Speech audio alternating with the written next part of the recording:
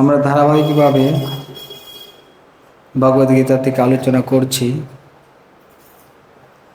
আমাদের ভগবদ্গীতা বিষাদ যোগ থেকে আমরা আলোচনা করেছিলাম।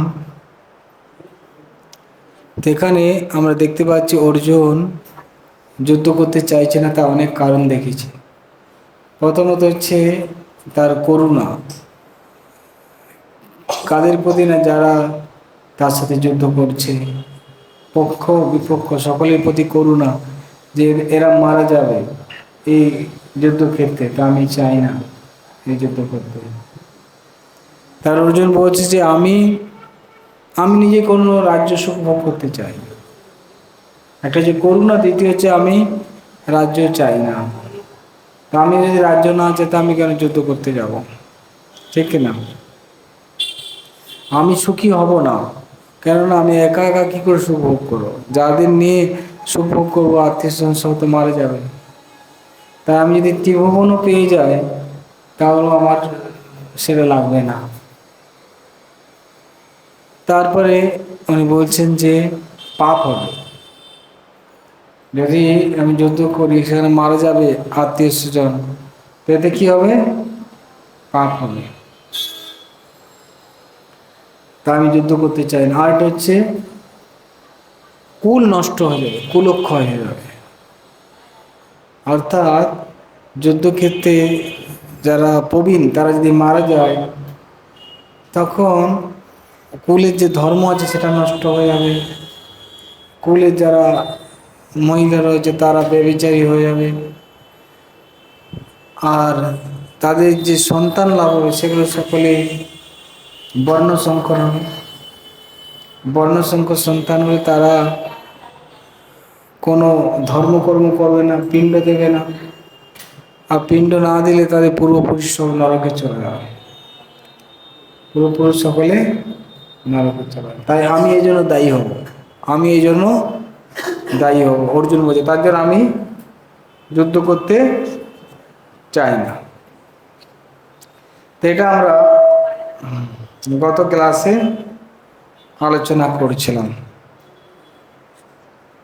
42 নম্বর পর্যন্ত, 42 পর্যন্ত আমরা আলোচনা করেছিলাম, 42 নম্বর শ্লোক পর্যন্ত। তো 42 করেছিলাম।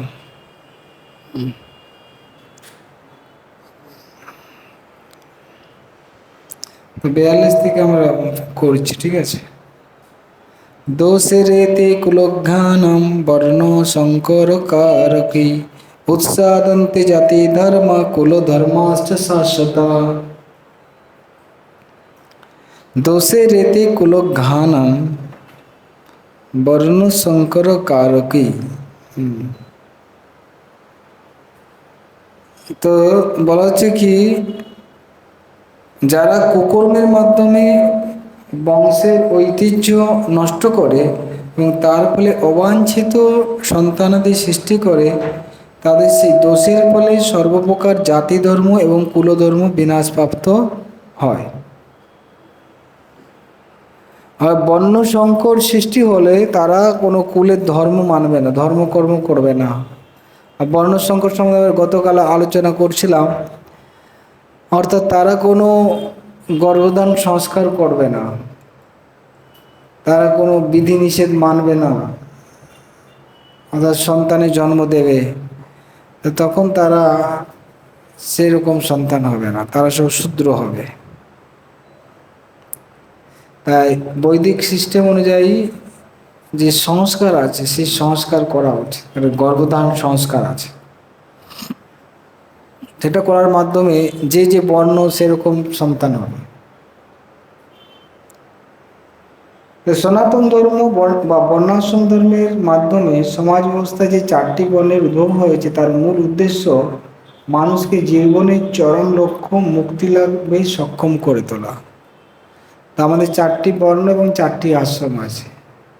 তো 4টা বর্ণ হচ্ছে কি, ব্রাহ্মণ, ক্ষত্রিয়, বৈশ্য এবং শূদ্র।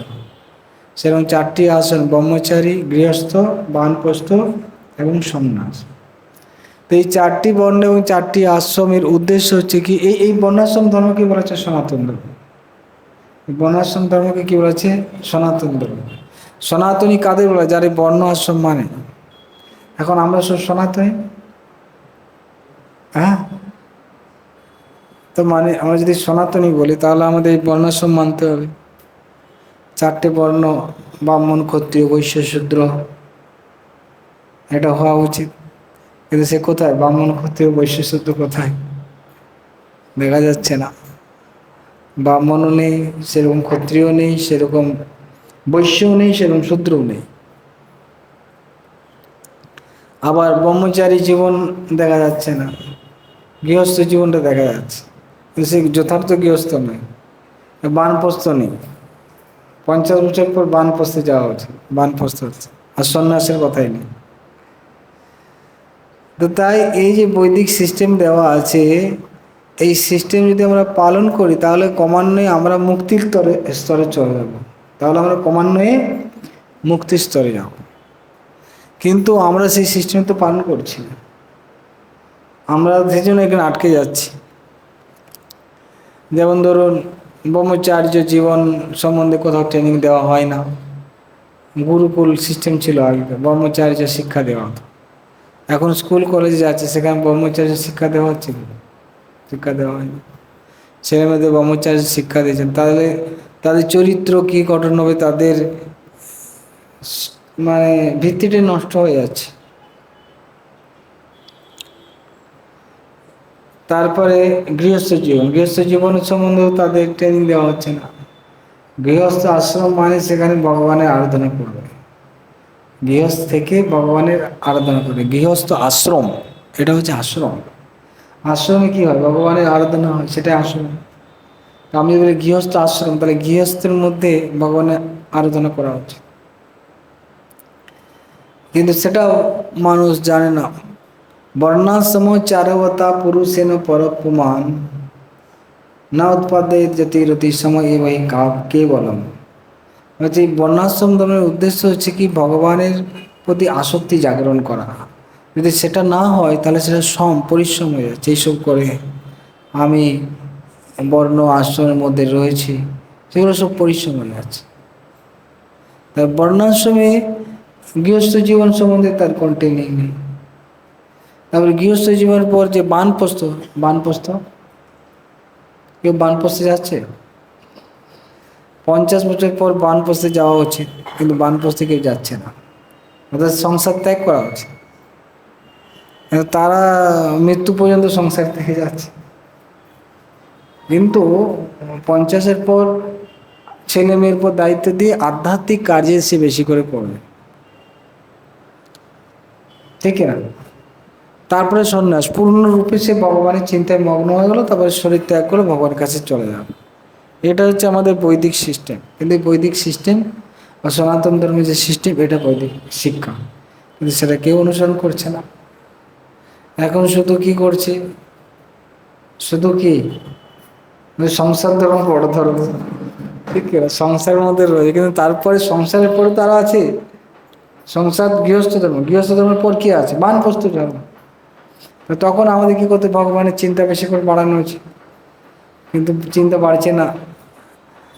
50-এর পর কি করা? বানপ্রস্থ। তো এখন ঠিক আছে, বনে তো যেতে পারছি না, তো ঠিক আছে, এখানে থেকে অন্তত কৃষ্ণের ভক্তি করা উচিত। 50 বছর পর ছেলে মেয়েকে দায়িত্ব দিয়ে কৃষ্ণের ভক্তি করা উচিত, কৃষ্ণের নাম করা উচিত, আধ্যাত্মিক আলোচনা বেশি করা উচিত। সেটাও হচ্ছে না।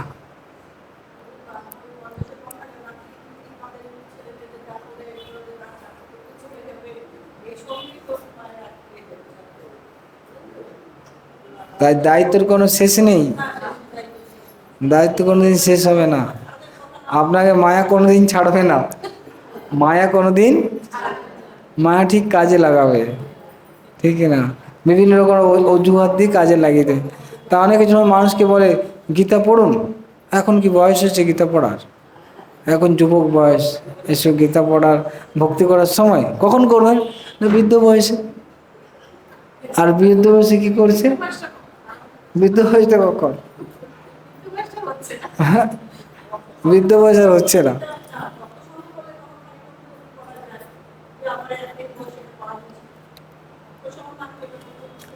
তো বোঝাচ্ছে কি না?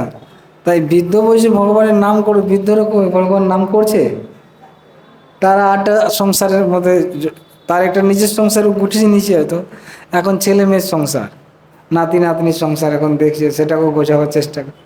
আর এটা শেষ হবে না। আমি সেদিন একটা গল্প বলেছিলাম না, কার গল্প? কৈলাস, কৈলাসের গল্প বলছিলাম।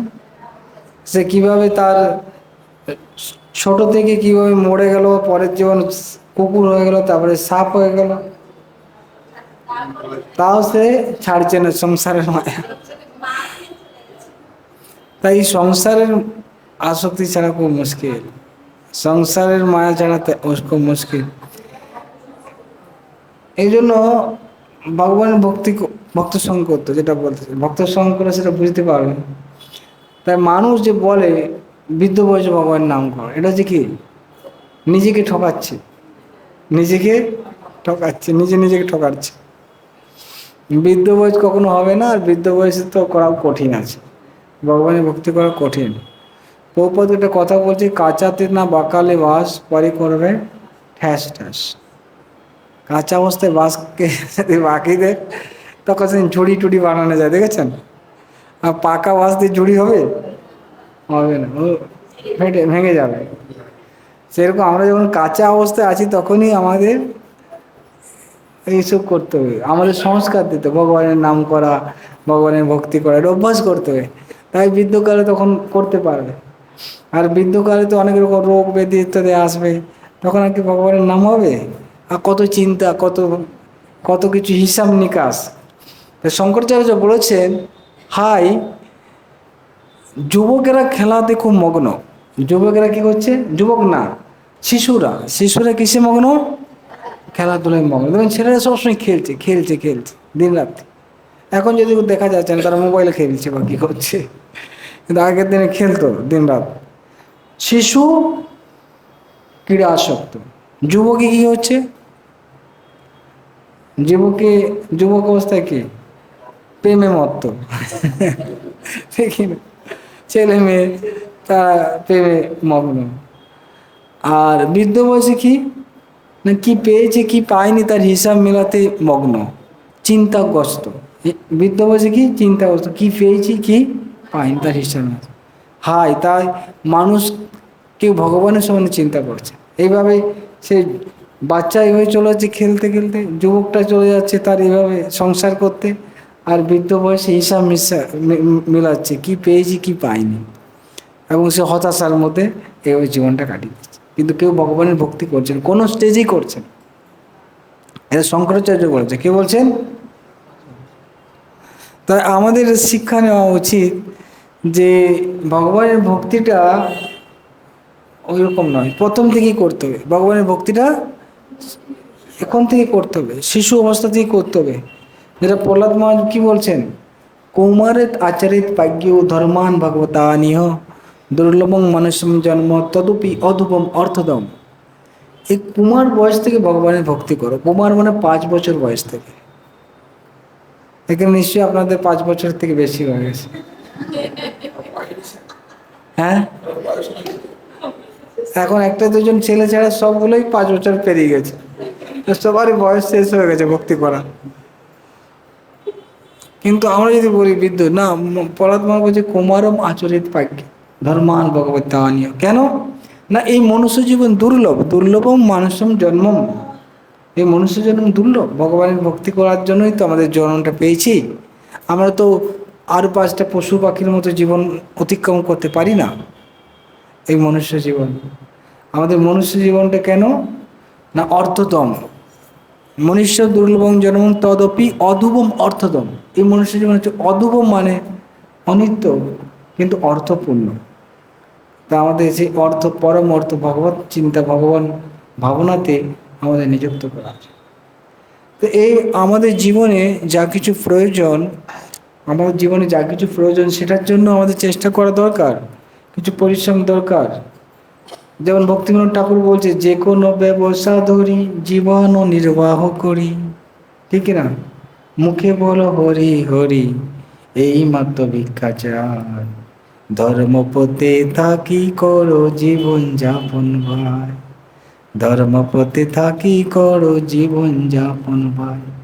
যে কোনো ব্যবসা ধরি, যে কোনো ব্যবসা ধরি, মানে যে কোনো একটা বিজনেস করুন, যে কোনো কাজ করুন, তাই জীবনটা নির্বাহ করুন। কী করতে হবে? আমাদের মেনটেন করার জন্য যে কোনো একটা কাজ করতে হবে, সে যাই হোক করতে লাগবে, চাকরি টাকরি যা হোক, যেটা কোনো একটা কাজ করে আপনার জীবনটাকে নির্বাহ করুন। কিন্তু মুখে বলো হরি হরি, মুখে বলো হরি বিনা বন্ধু নাই, ধর্ম পথে থাকি করো জীবন যাপন ভাই, ধর্ম পথে থাকি করো জীবন যাপন ভাই। তাই আমাদের মুখে হরিনাম করতে হবে, কিন্তু আমরা কি করছি না, আমার বিজনেস যেটা করছি মেনটেন করতে করতে সারাদিন লাগিয়ে দিচ্ছি, ঠিক না? আমার বিজনেস করে জীবনটা নির্বাহ করার জন্য, কিন্তু জীবন নির্বাহ করাটাই আমার জীবনের উদ্দেশ্য নয়। জীবন নির্বাহ করাটা আমার জীবনের উদ্দেশ্য। জীবন নির্বাহ করার উদ্দেশ্য পশু পাখিদের। পশু পাখি সকালে ঘুম থেকে উঠবে, কী করবে? কোথায় খাবার আছে, কিচিরমিচির কিচিরমিচির করছে, অর্থাৎ কোথায় ফল পাওয়া যাবে, আটটা গাছ, ওই গাছে ফল পাওয়া, চলো চলে গেলো, ফল খেতে চলে গেলো, সারাদিন খাওয়া দাওয়া করলো, বাস রাত্রেবেলা এসে আবার শুয়ে পড়লো, পরের দিন আবার সেই এই কাজ তো না? তো আমরাও যদি ওটাই করলাম তো কী লাভ হলো? আমাদের কি করতে হবে? মুখে বলো হরি হরি, হরি বিনা বন্ধু না। আমাদের জীবনকে নির্বাহ করতে হবে, আমার শরীরকে মেনটেন করতে, তার জন্য কাজ দরকার। এটা কেউ আপনাকে নিষেধ করছে না কাজ করতে, সবাই কাজ করছে, কিন্তু আপনাকে আরেকটা যে কাজ আছে সেটা করছেন না। তাহলে যে কি? ভগবত চিন্তা, ভগবত ভাবনা, যেটা আমাদের জীবনে দরকার, যেটা আমাদের অভাবের জন্য আমাদের জীবনে দুঃখ কষ্ট হতাশা দুশ্চিন্তা ভয় বিদ্বেষ, যেটার জন্য, যেটার অভাবের জন্য, তো সেটার জন্য কেউ নজর দিচ্ছে না বা সেটার জন্য কেউ ভাবছেও না। আর সেটার সম্বন্ধে মানুষের ধারণাই নেই যে কীভাবে এগুলো সমাধান হয়। তো ওই পাঠটার সম্বন্ধে সকলে অনভিজ্ঞ আছে, কিন্তু এটা হচ্ছে আধ্যাত্মিকতা, যেটা বলতে চাইছি। অর্থাৎ আমাদের জীবনকে নির্বাহ করার পর আমাদের ভগবত ভক্তি করতে, যেটা হচ্ছে বর্ণাশ্রম সিস্টেম, এটা হচ্ছে আমাদের বর্ণাশ্রম সিস্টেম। ভগবত ভজনা করা, ভগবত চিন্তা, হ্যাঁ, তাহলে আমাদের যেটা মাইনাস আছে, যেটা ঘাটতি আছে, সেটা পূরণ হবে। এখন কি করছে? দুটো জিনিস, একটা হচ্ছে শরীর, একটা আত্মা। মানুষ শরীরটা নিয়ে চেষ্টা, শরীরটা কীভাবে, শরীরের নিড কীভাবে পূরণ হবে সেটা নিয়ে চিন্তা করছে। কিন্তু বিষয়টা হচ্ছে কি, এখন সবাই একটা বিষয় চিন্তা, আত্মার জন্য কেউ চিন্তা করছে না। এখন মানুষ একটা জিনিসের প্রতি খুব নজর, ওটা নিয়ে কেউ মানে কেউ হাই ক্লাস মেনটেন করছে, কেউ মিডিল ক্লাস, কেউ একদম লো ক্লাস চলছে। এখন মানুষ চেষ্টা করছে কী করে আমি হাই ক্লাসভাবে লিড করতে, আমার জীবনটা কী করে মানে জীবনযাত্রার মানটা কীভাবে উন্নত করতে পারি। কী জীবনযাত্রার মান? আমার এই শরীর ভিত্তিক না, এটাকে আমি উন্নত করতে চাই, এটা তো মানুষ চাইছে। কিন্তু আপনি যত এটা উন্নত করুন, একটা দিক আছে যেটা পুরো মাইনাস হয়ে যাচ্ছে, সেটা হচ্ছে কি? স্পিরিচুয়ালিটি, আধ্যাত্মিক জিনিসটা আপনার মাইনাস। তাই এই জগতের মানুষ সকলেই দুঃখী, সে উচ্চবিত্ত হোক, মধ্যবিত্ত হোক, নিম্নবিত্ত হোক, সকলেই দুঃখী। কেন না? তারা একটা পার্টকে নেগলেক্ট করছে। তাই যখন ওই পার্টটাকে নিয়ে চলবে, তখন দুটো ব্যালেন্স হবে, তখন সে সুখী হতে পারে। বুঝলেন কি বলতে চাইছি? মানুষ শুধু একটা পার্টই জানে, আর একটা পার্ট জানে না, এবং যেটা হচ্ছে খুব গুরুত্বপূর্ণ বিষয়, সে পার্টটাই মানুষ নেগলেক্ট করছে। বোঝা পেরেছে কি? হ্যাঁ, তা আধ্যাত্মিকতাটা আমাদের অপশনাল না, এটা কম্পালসারি? কম্পালসারি না, কিন্তু আমরা সেটাকে অপশনাল করে রেখেছি। কখন না? বৃদ্ধকালে। আবার বৃদ্ধ বলতে বলতে শেষ, ঠিক না? তাই আমরাই তো দায়ী এটার জন্য না? কিন্তু আধ্যাত্মিকতাটা অপশনাল নয়, এটা হচ্ছে আমাদের পুরো দরকার, এটা আমাদের কম্পালসারি, এবং এটাই সবচেয়ে ইম্পর্টেন্ট বিষয়। আধ্যাত্মিকতার জন্য আমার শরীরকে মেনটেন করতে হবে, আমাকে বাঁচতে হবে কেন? আধ্যাত্মিকতা প্র্যাকটিস করার জন্য। আমি বাঁচার উদ্দেশ্য রেখে আমি এটা কাজটা করবো, আধ্যাত্মিক প্র্যাকটিস করবো, আত্ম উপলব্ধি করবো, যেটার মাধ্যমে প্রকৃত আনন্দ পেতে পারি। কিন্তু মানুষ ওটাই যুক্ত দিচ্ছে না, শুধু বাঁচার জন্য বাঁচছে। আমি কি বাঁচতে পারি, আর্ট অফ লিভিং শিক্ষা দিয়েছে কি, আর্ট অফ লিভিং, কীভাবে আমরা ভালো করে বাঁচতে পারি। বাঁচার জন্য কাউকে ট্রেনিং দেওয়ার দরকার নেই, মিনিংফুল বাঁচার জন্য ট্রেনিং দেওয়ার দরকার আছে। আর এমনি বাঁচার জন্য পশু পাখিরাও জানে, তার জন্য কোনো ট্রেনিং দরকার আছে কি? দেখুন কাক খুব সুন্দর বেঁচে যাচ্ছে, বাঁচছে না? পশু পাখি তারা বাঁচছে, কীভাবে বাঁচতে হবে তাদেরকে জানে, ওদের কোনো স্কুল কলেজে পড়তে হয় না। আহার নিদ্রা বংশ বিস্তার সব কিছু চলছে, কোনো স্কুলে যেতে হবে না এগুলো করার জন্য, হবে? কোনোগুলো স্কুলে দরকার নেই যাওয়ার। কিন্তু স্কুলে যেতে হবে কেন? এই আধ্যাত্মিকতার জন্য, আধ্যাত্মিকতা শিক্ষার জন্য স্কুলে যেতে। তো পশু পাখির তো স্কুলে যায় না, হয়তো জীবিকা নির্বাহ করছে না, করছে না, অত ডিগ্রি নিতে হয় না, কিছুই নিতে হয় না, ঠিক খাবার পেয়ে যাচ্ছে, ঠিক ওর সংসারও হয়ে যাচ্ছে, বিবাহ হয়ে যাচ্ছে, সব কিছু হয়ে যাচ্ছে, সন্তান সন্তান যাচ্ছে, সব কিছু হচ্ছে, হচ্ছে না কি? কিন্তু আমরা এত পড়াশোনা করছি এগুলো করার জন্য, এত তারপরে পড়াশোনা করে চাকরি পাচ্ছে না। এরকম পশু পাখি দেখতে হবে কোনো চাকরি পাচ্ছে না, হ্যাঁ, চাকরি না পাওয়ার জন্য তারা ধর্ণা দিচ্ছে, আন্দোলন করছে, দেখা যাচ্ছে, দেখা যাচ্ছে না কেন? তারা ওগুলো অটোমেটিক পেয়ে যাচ্ছে প্রকৃতির নিয়ম। তা আমাদের যেটার জন্য পড়াশোনা করা উচিত, সময় দেওয়া উচিত, সেটা হচ্ছে আধ্যাত্মিকতার জন্য। বুঝতে পারছি কি? এটা হচ্ছে গুরুত্বপূর্ণ। তো তাই এটা আমাদের জানা দরকার যে আমাদের জীবনের উদ্দেশ্য নয় শুধু বেঁচে থাকা, সুখের স্বাচ্ছন্দ্য থেকে, এটা উদ্দেশ্য নয়। আমাদের জীবনের উদ্দেশ্য হচ্ছে কি, আত্ম উপলব্ধি করা, আত্ম অথাৎ ব্রহ্ম জিজ্ঞাসা, নিজেকে জিজ্ঞেস করা, আমি কে, আমি কোথা থেকে এলাম, আমার জীবনের অস্তিত্বের কারণ কি, এই অস্তিত্ব কতদিনের, হ্যাঁ, কতদিনের অস্তিত্ব, এটা জিজ্ঞেস করা দরকার। এটা হচ্ছে আত্মজিজ্ঞাসা, এটাকে হচ্ছে কি, আত্মজিজ্ঞাসা। এটা আমাদের জিজ্ঞাসা করা দরকার, একসময় ভাবা উচিত আমাদের যে আমি কে, কোথা থেকে এলাম, কে আমি। আয়নার সামনে দাঁড়িয়ে বলা উচিত আমি কে, হ্যাঁ, কোথায় যাব না, এখানেই সব শেষ। আর যদি শেষই হয়ে গেল এখানে, তো এত দায়িত্ব নিয়ে করার কি দরকার আছে বাবা? আমি অনেক কর্তব্য করছি, কর্তব্য না করলে কি হবে, শেষ তো আপনার, কে ধরবে আপনার? ধরুন আপনি এই জীবনে কোনো কর্তব্য করলেন না, আমরা তো তারপর তো শেষ, তারপর আপনার কে ধরবে বলুন? তাই যদি সব কিছু শেষই হয়ে গেল মৃত্যুর পর, আপনাকে ধরা নেই, তো আপনার তো কর্তব্য করার কি দরকার আছে? যেমন চলছে চলুন, ঠিক না? আর যদি বলেন না শেষ হবে না, তাহলে তাহলে ভাবা উচিত যে হ্যাঁ এরপরও শেষ হবে না। কিন্তু সেটাও আমরা ভাবছি না, আমরা তো সেটার জন্য কোনো কিছু ভাবছি না। আমরা তো ভাবছি এই জীবনটার জন্য, এই জীবনে কীভাবে সুখী হতে পারে, কীভাবে যে কোনোভাবে সুখী হয়ে যায়, পরের জীবন সম্বন্ধে কেউ তো ভাবছে না, ঠিক না? তাই আমাদের ভাবনাগুলো সেগুলো হচ্ছে অসম্পূর্ণ ভাবনা, আমাদের জ্ঞানগুলো হচ্ছে অসম্পূর্ণ জ্ঞান, সম্পূর্ণ জ্ঞান নয়, বুঝেছি কিনা? আমরা যেটা করছি, কি করছি আমরা নিজেই জানি না, আমরা যে কি করছি সেটা আমরা নিজেরাই জানি না, বুঝেছি কি বলতে চাইছি? তো মানুষ যদি বলে আপনি এরকম করছেন কেন, না সবাই করছে আমি তাই করছি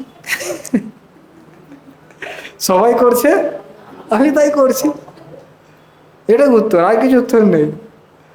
অর্থাৎ সবাই এভাবে করে, আমিও সেরকম করছি, কিন্তু আমি যে তাদের থেকে একটু আলাদা হবো, আলাদাভাবে চিন্তা করবো, এরকম মানুষের নেই যে আচ্ছা আমাকে তো চিন্তা করা দরকার।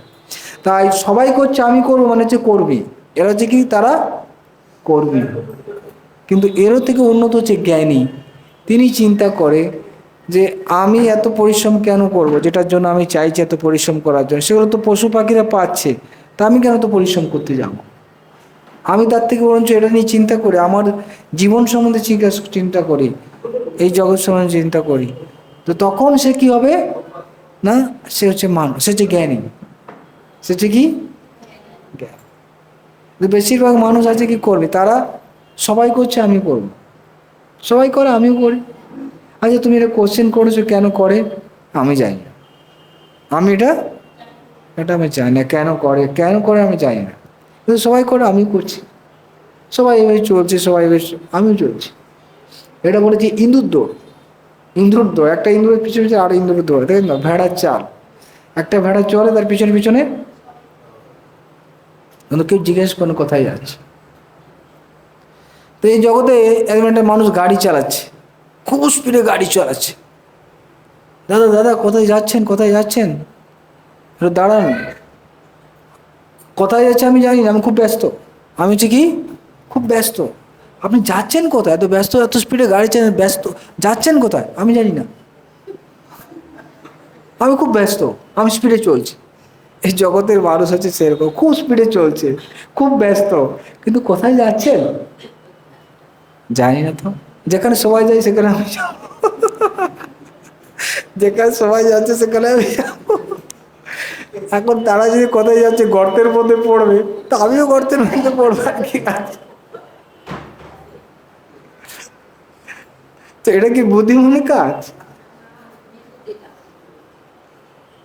আমি যদি বুদ্ধিমান হই তো আমাকে জিজ্ঞেস করা উচিত কোথায় যাচ্ছে, তাদের পরিণতি কি, বা আমার ঠাকুরদাদা কোথায় গেছে, আমার ঠাকুরদা কোথায় গেছে, তার ঠাকুরদা কোথায় গেছে, তাদের ডেস্টিনেশন কোথায়, তারাও তো এরকম দৌড়েছিল, তা কোথায় গেল, এটা জিজ্ঞাসা করা উচিত, আপনার ভাবা উচিত, কিছুক্ষণ ভাবা উচিত, ঠিক আছে না? আপনি যখন ফাঁকা সময় থাকেন তখন ভাবুন যে আমার ঠাকুরদা, তার ঠাকুরদা, তারাও তো এরকম দৌড়াচ্ছিল, এরকম রাজ, তারা কোথায় গেল। একসময় প্রভুপাদে গেছে, গেছে ওনার নাম হচ্ছে অম্বরীশ ফোর্ড, আমরা জানি ফোর্ড কোম্পানি, মানে যে ফোর্ড গাড়ি আছে না, তার নাতি অম্বরীশ ফোর্ড, তিনি হচ্ছেন প্রভুপাদের ডিসাইপল, তিনি হচ্ছেন দীক্ষিত ভক্ত, ঠিক আছে? তো ফোর্ড কোম্পানি, উনি উনি যখন গেছে, ওনার দাদু মানে নাতি অম্বরীশ ফোর্ড, তখন প্রভুপাদ জিজ্ঞেস করছে আপনার যে দাদু ফোর্ড কোথায় গিয়েছে এখন, আপনি জানেন? জানি না কোথায় গেছে, বয়সে কি বলতে চাইছে। তো আমাদের জিজ্ঞেস করা দরকার না দরকার নয়? হ্যাঁ, আর যদি মনে করেন সবাই একটা জায়গায় যাবে তো দৌড়াচ্ছেন কেন? সবাই যদি মনে করে একটা জায়গাতেই যাচ্ছে, ওখানে তো ডেস্টিনেশন অনেক অন্য কিছু হচ্ছে না, কোথায় যে মরছে বা যা কিছু হচ্ছে, তো এত স্পিড দৌড়াচ্ছেন কেন, আস্তে আস্তে দৌড়ান। যদি ডেস্টিনেশন একই, ধরুন কোনো স্কুলে পরীক্ষার পর রেজাল্ট সবার একই হবে, তার পরীক্ষা বেশি পড়াশোনা করার দরকার আছে কি? সবার যদি রেজাল্ট একই হয়, এত পরিশ্রম করার দরকার আছে? ধরুন পরীক্ষার শেষে সবার রেজাল্ট পাস, সবাই পাস হয়ে যাবে, পাস, তো তাহলে এত পাস, কোনো ডিভিশন নেই, তো আপনার কি এত কিছুই করার আছে?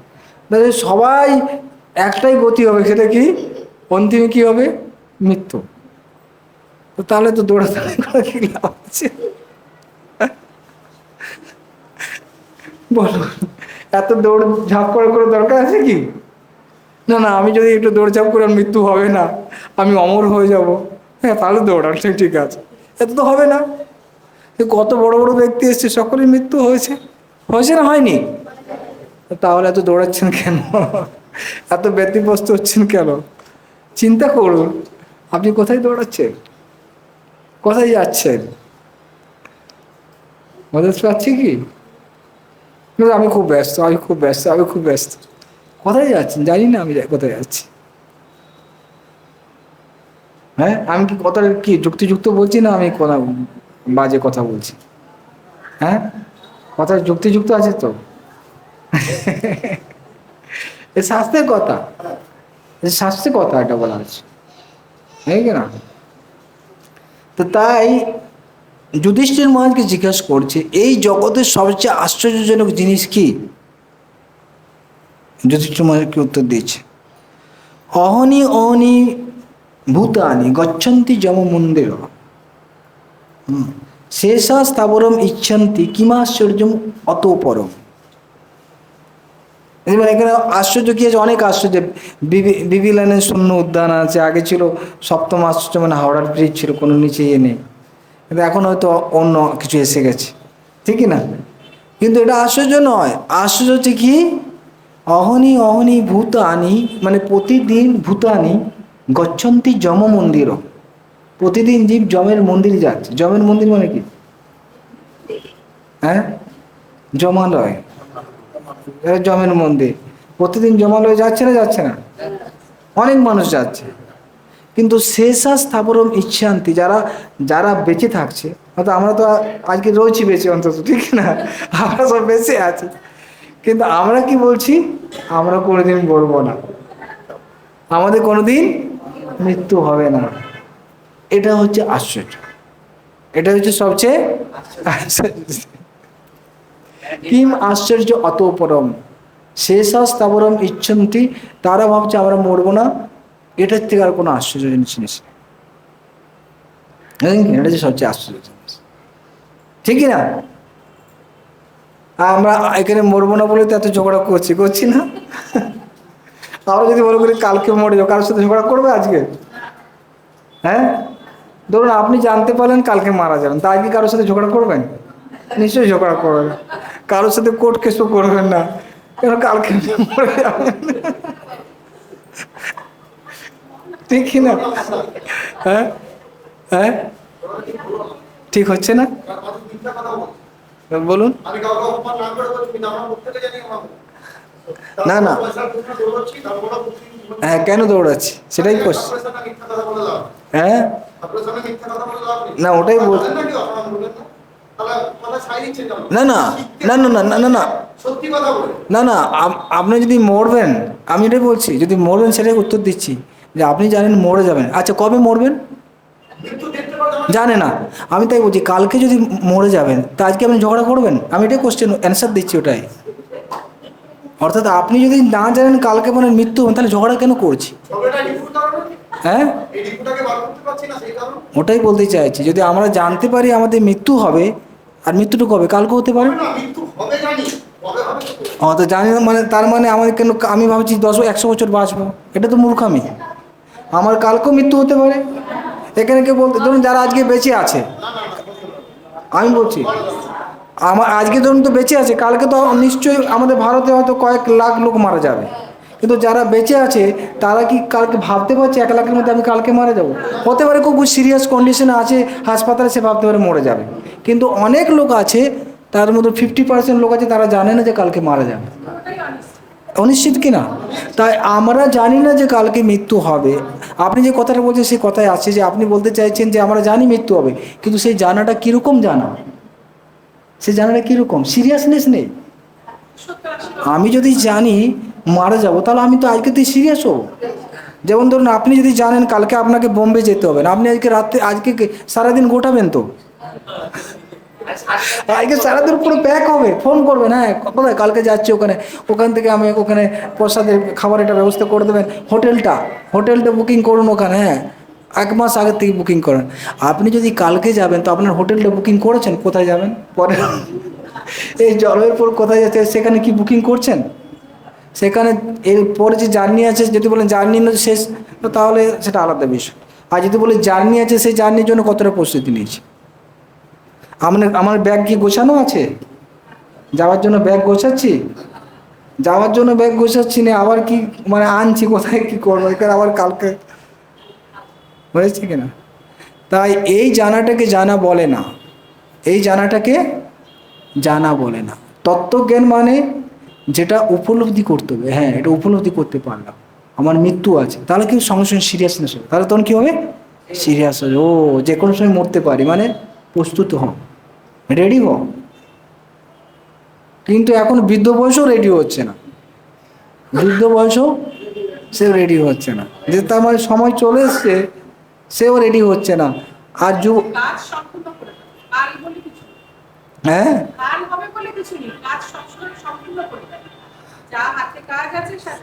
আরে ভাই কাজ যে কতদিন শেষ হবে, কাজ যদি বলেন কাজের আপনার, আপনি যদি মনে করেন কাজ শেষ করা, কাজ ধরুন এই জীবনের পর আরও কাজ শুরু হবে, আপনার কাজের কি শেষ আছে?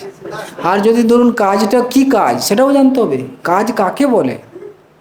ধরুন আপনি আজকে কি করছেন, আপনাকে ধান আর চালের মধ্যে ইয়ে করলো, পৃথক করলো, কালকে আবার ধান চাল মিশিয়ে দিল, বলে আরও পরিষ্কার করো, সারাদিন ধান চাল মিশালো, পরের দিন আবার বিকেলবেলাতে আবার মিশিয়ে দিল, এটা বলেন কাজ? তো আপনি ধরুন ধান আর চাল মিশিয়ে দিচ্ছেন সকালবেলায়, আর সারাদিন বাঁচছেন, আর রাত্রিবেলা আবার একজন মিশিয়ে দিল, আবার পরের দিন আমি খুব কাজ করছি। তা আপনার কোশ্চেন করা উচিত, কেন ধান চালগুলো মিশিয়ে দেওয়া হলো? আমি কালকে যে বেঁচেছিলাম ধান চালগুলো কেন মিশিয়ে দিচ্ছি? আমার সারাদিন নষ্ট হলো। যাতে ধান চালগুলো একসাথে না মেশে সেটার ব্যবস্থা করা হতো। বয়স কি বলতে চাচ্ছি? তাহলে সেই কাজটা যথার্থ। আপনি প্রতিদিন আমি খুব কাজ করছি, সকাল থেকে সারা রাত্রে পর্যন্ত কাজ করছেন, যে কাজটা করেছেন, ধরুন কাপড় কেচেন সারাদিন, আর কাপড়গুলো রাত্রিবেলা নিয়ে গিয়ে ওটা নর্দমার মধ্যে ফেলে দিয়ে আবার বললো কালকে কাচো, আবার সারাদিন কাচলেন, আবার নিজে ওখানে ফেলে দিল। কিন্তু যে ফেলছে তাকে আপনি বলছেন না, কেন ফেলছো তুমি, আমি এতদিন কষ্ট করে কেচেছি। বুঝেছি কি বলতে যাচ্ছে? এটা কি কাজের কাজ হলো? বুদ্ধিমান নয়। বুঝেছি কি বলতে চাইছি? তা আপনি ধরুন যদি আপনার আত্মার জন্ম নেই, মৃত্যু নেই, আপনি এখন এই জন্মটা পেয়েছেন, এই জন্ম পরে কী হচ্ছে? আপনি বড় হচ্ছেন, পড়াশোনা করছেন, চাকরি করছেন, গাড়ি করছেন, বাড়ি করছেন, সংসার পালন করছেন, যাক আপনি সাকসেসফুল হয়ে গেলেন, এতদিন পরিশ্রম করে সাকসেস হলেন। সাকসেস হওয়ার পর কী হলো? মৃত্যু হয়ে গেল। তার সাকসেসে কী হলো? মরার পর আবার শুরু হবে, আবার সেই ধান চাল মিশিয়ে দিয়েছে, আবার শুরু করো, অ আ ক খ, তারপরে ছেলে মেয়ে বড় করো, আবার এ করে সংসার করো, আবার মৃত্যু হলো, আবার শুরু হয়ে গেল, ঝাম চাল মিশিয়ে দিল রাত্রিবেলাতে। বলুন এটা কি বুদ্ধিমানের কাজ? আমাকে কোশ্চেন করা উচিত, আমি কেন বারবার জন্ম মৃত্যু চক্রে আসবো, কেন বারবার আমাকে জন্ম নিতে হবে? বুঝেছে কি না? এটা হচ্ছে বুদ্ধিমানের কাজ। কিন্তু আমরা সেটা কোশ্চেন করছি না, আমরা ওই যে পেয়ে গেছি জন্ম, আমাকে এগোতে হবে, কেন আমার এটা থেকে বেরোনো যায় কিনা সেটা কোশ্চেন করা উচিত। আমি এই জন্ম মৃত্যুর চক্কর থেকে উদ্ধার পেতে পারি কিনা, বারবার আমার জন্ম হচ্ছে মৃত্যু হচ্ছে, এর থেকে আমি উদ্ধার পেতে পারি কিনা, এটার জন্য চিন্তা করা যায় এবং পারা যায়। এই জন্ম মৃত্যুর চক্কর থেকে আমরা উদ্ধার পেতে পারি, বারবার জন্ম মৃত্যু হবে না, একদম নিত্য জীবন পেয়ে যাবেন, সেটা ভগবদ্গীতায় বলা আছে। বলছি কি বলতে চাইছি? তো তাই আমাদের আমাদের কি করতে হবে? সিরিয়াস হতে হবে, আমাদের কি হতে হবে? বুদ্ধিমান হতে হবে, আমাদের কোশ্চেন করা দরকার। তার জন্য সময় যদি লাগে ঠিক আছে, আমি একটু চুপ মানে শান্তিতে বসলাম, চিন্তা করছি, আমি কাজ করছি চিন্তা করছি, এই জিনিসটা কি ঠিক হচ্ছে, এটা কি এটা কি এটা কি, বিচার করা উচিত, ভাবা উচিত যে আমি এটা করছি কি ঠিক চলছে কিনা, আমি আমার জীবনে কি পাচ্ছি, আমি করার পর কি পাচ্ছি। দেখা যাবে তার জীবনে সে একঘেয়েমি জীবন, ঠিক না?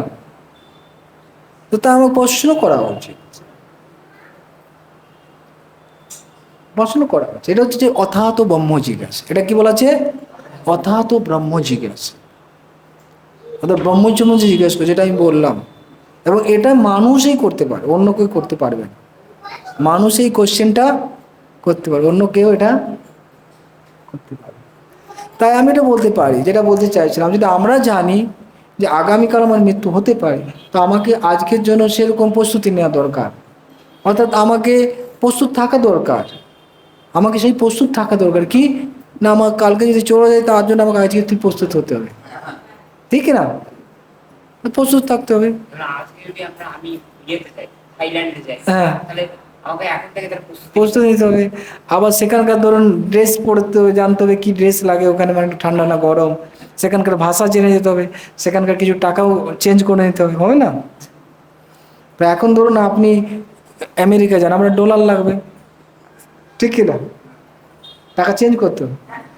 তো অর্থাৎ আমরা এই জগতে যেটা নিয়ে চলছি, এর পরকালে কিন্তু ওটা চলবে না, ওটা চেঞ্জ করতে হবে, ওটা ডলারটাকে চেঞ্জ করতে হবে, মানে টাকাটাকে চেঞ্জ করতে হবে পরকালের জন্য। সেটা কি? হ্যাঁ, আধ্যাত্মিক জিনিস, যেটা আমরা ভগবত ভক্তি করছি, তখন ওটা চেঞ্জ হচ্ছে, টাকাটা চেঞ্জ হচ্ছে, ওটা পরকালে কাজে লাগবে, ওটা তখন পরকালে কাজে লাগবে। ভগবত ভক্তি যেটা করছি ওটা পরকালের জন্য আপনার পাথেয়, নেক্সট লাইফ, নেক্সট লাইফ, তখন ওটা কাজে লাগবে। আর কিছু আছে এই কালই থাকবে, এগুলো তো এখানেই থাকবে। তা আমার যে এই কালে আছে সেটা, এই কালে যে জিনিসগুলো ধরুন ব্যাংকে রেখে দিয়েছেন টাকা অনেক, তো ওগুলো তো এখানে ছেড়ে চলে যাবে। কিন্তু ওটা যদি আমি আধ্যাত্মিক কাজে লাগাই তখন সেটা চেঞ্জ হয়ে যাবে, সেটা কি হবে, সেটা পরের কাজে লাগবে। কিছু ভালো কর্ম যদি করে সেটা পরের জীবনে লাগবে, বুঝেছে কি না, পরের জীবনের জন্য, এবং এই জীবনও পাবে,